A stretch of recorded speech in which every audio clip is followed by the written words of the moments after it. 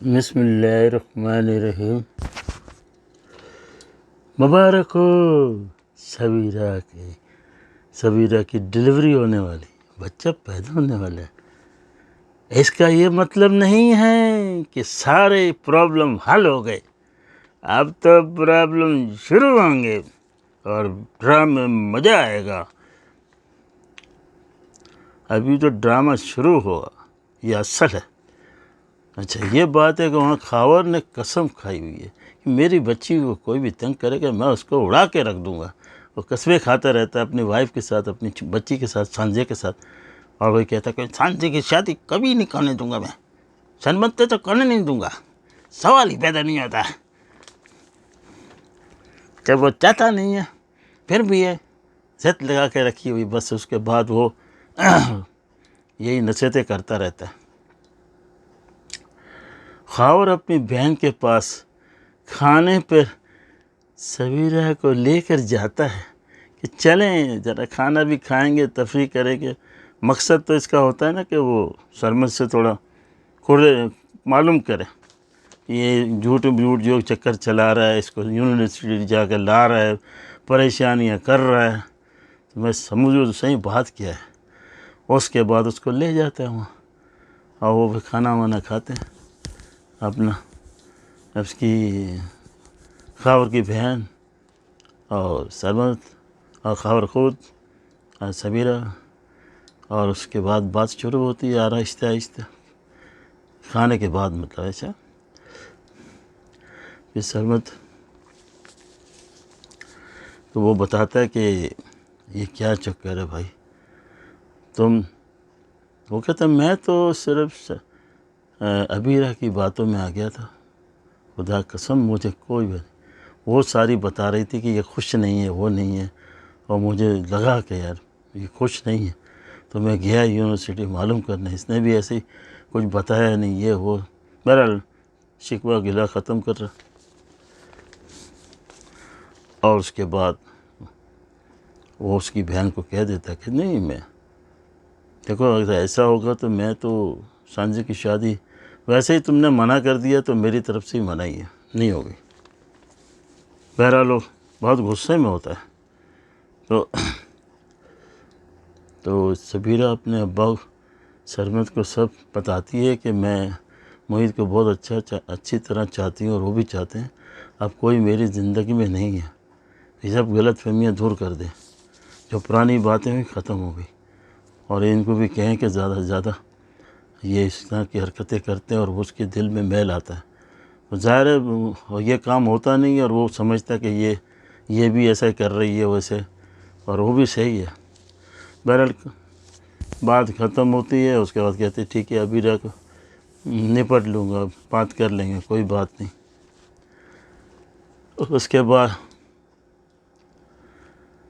جب خاور سبیرہ کو جانے کے چلتے ہیں کہ بولے چلیں گھر چلیں، کہتی ہیں ہاں ابو چلیں، اور نکلنے والے ہوتے ہیں تو اسی وقت جو ہے سانجے کا فون آ جاتا ہے، خاور کو آتا ہے کہ امی کو چوٹ لگی ہے، گر گئی ہے، خون زیادہ بہہ رہا ہے، جلدی سے آ جائیں، میں ابھی اسپتال ہی جا رہی ہوں اس کو لے کے۔ اوہ مسئلہ ہو گیا ہے تو پھر کہتا ہے کہ اچھا تو میں پھر آتا ہوں بیٹے، فکر نہیں کرو میں ابھی آتا ہوں، اور امی کو اسپتال لے کر جاتے ہیں۔ تو خاور کہتا ہے اور تم اس طرح جاؤ گی؟ اس کو پوچھتا ہے سبیرہ کو، بولا نہیں میں تو ٹیکسی یا اوبر کر لوں گی، کوئی بات نہیں، مجھے کوئی ضرورت نہیں کسی کی۔ تو سرمد کی ماں کہتی ہے کہ نہیں، جب سرمد ہے تو اس کو چھوڑ دے گا، کیا ضرورت ہے ٹیکسی اور اوبر میں جانے اکیلے، وہ ضد کرتی ہے۔ اب اس کو چاہیے تھا کہ بالکل اپنی ضد پہ رہے کہ ٹھیک ہے میں ٹیکسی میں جاؤں گی، ختم بات، کیونکہ ڈرامے کو بڑھانا ہے۔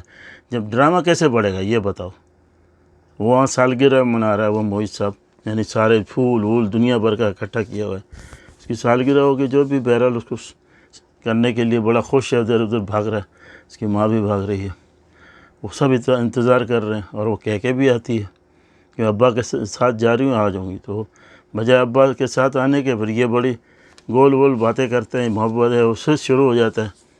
ایسے دوغلے آدمی کو تو اسی وقت شوٹ کر دینا چاہیے، لیکن سوری اس کو منع کر دینا چاہیے. بہرحال یہ سوٹ کا لفظ اچھا نہیں ہے. بہرحال ایسے آدمی کو جو کبھی لفٹ نہیں کرانا چاہیے بہرحال اس کی جگہ. اور کیا بولتے ہیں، مگر سرمد کی ماں کہتی ہے، بڑی ضد کرتی، تو سرمد بھی اس کے بس کہتا ہے کہ امی کو کیا میں منہ دکھاؤں گا، امی کو کیا میں بولوں گا، ابا کو کیا بولوں گا، انہوں نے تو میرے ذمہ لگا دیا تم کو لے جانے کے لیے. ایسے ہٹ کنڈے اور بہانے کرتے ہیں، بیوقوف اور بے ہنڈر. وہ کہتے کوئی بات بتا دینا کہ نہیں، وہ خود سے چلی گئی ٹیکسی میں، اوبر میں. لیکن پھر بھی گھما پھرا کے یہ گھما پھرا کے ادھر ہی لایا، گاڑی میں لے کے پھر جانا. آخر وہ بیٹھ جاتی ہے، کہتا ہے دور چھوڑ دوں گا، یوں چھوڑ دوں گا، بہت بولتا ہے. بہرحال وہ آتی ہے تو وہ چھوڑ دیتا ہے. وہ پھر آتی ہے تو خوشی خوشی وہ کہتا ہے ہاں 2 منٹ بیٹھو، میں یہ سب کر رہا ہوں، ابھی آتا ہوں میں. دونوں خوش ہوتے ہیں کمرے میں. تو کہتی ہے اچھا تم جاؤ. تو بولا امی وغیرہ بھی اندر ہی ہے، ابو کو دوائی وغیرہ دے رہی ہے. اس کو کیا پتا تھا کہ وہ انتظار ہی کر رہا ہے ادھر بیٹھ کے، سرمد صاحب. کمینہ تو کمینہ ہی ہوتا ہے نا. بہرحال اس نے دیر لگا دی، آ جا کے انتظار میں کہنے کو باہر. اور اسی دیر کے اندر جو ہے ہمارے مجھ سب باہر نکلتے ہیں، ادھر ادھر جھانکتے کرتے ہیں، بندر کی طرح. تو اٹھتا جاتا ہی، تو ویسے ہی دیکھتا، ارے یہ تو سرمد کی گاڑی ہے، ہیں؟ اچھا یہ سرمد کے ساتھ آئی ہے؟ نہیں یار، یہ تو اس کے باپ کے ساتھ گئی تھی. نہیں یار، بس یہ بندروں کی طرح سوچ رہا ہے. اور اس کے بعد وہیں کھڑے کھڑے بولتا، کیا واقعی بات ہے، کیا بات ہے، اتنی خوشی میں. اور سبیرہ کی بات کو ڈرتی تھی، وہی بات سامنے آ گئی. سمجھے، جس بات سے ڈرتی تھی وہی بات سامنے آ گئی کہ وہ چھوڑا، اور چھوڑنے کے بعد وہ باہر نکلا. کیونکہ ایسا ہوتا ہے، غلط فہمی اسی طرح تو بڑھتی ہے، اور اس کے بعد وہ غلط فہمی ہو رہی ہے. اب اگلی قسط میں آپ دیکھیں گے تو پتہ لگے گا نا بھائی یہ غلط فہمی کیسے دور ہوئی. صحیح ہے نا. 49 ہے، 50 میں دیکھیے انشاءاللہ. اور اگر وہ پرمو آ گیا تو میں ابھی انشاءاللہ پھر اس کو بھی فٹ کر دیتا ہوں، تاکہ آپ خوش ہو جائیں. آپ خوش، میں خوش، میں خوش، آپ خوش. بس ایک ہی ٹک مارنا ہے سرپرائز کی. Thank you. اچھا اس کے بعد وہ چلا جاتا ہے اور دیکھ لیتا ہے، اور اس کے بعد وہیں سوچ میں بیٹھتا ہے، سوچتا رہتا ہے. اب وہ سوچ جو ہے دوسری قسط تک جائے گی. جب تک اب انتظار کرو، میں پرمو میں بتا دوں گا. آیا پرمو بھی آیا ہوا ہے، ٹھیک ہے. انشاءاللہ آپ کو بہت پسند آئے گا. تو یہ میں کہتا ہوں کہ مجھے جب گاڑی کو دیکھتا تو یہی کہتا ہے، وہی شک کی محفل میں چلا جاتا ہے، سوچتا ہے. اچھا مجھے اجازت دیں، بہت میں نے آپ کا ٹائم ویسٹ کیا. آپ کیلیفورنیا USA سے ڈائریکٹ.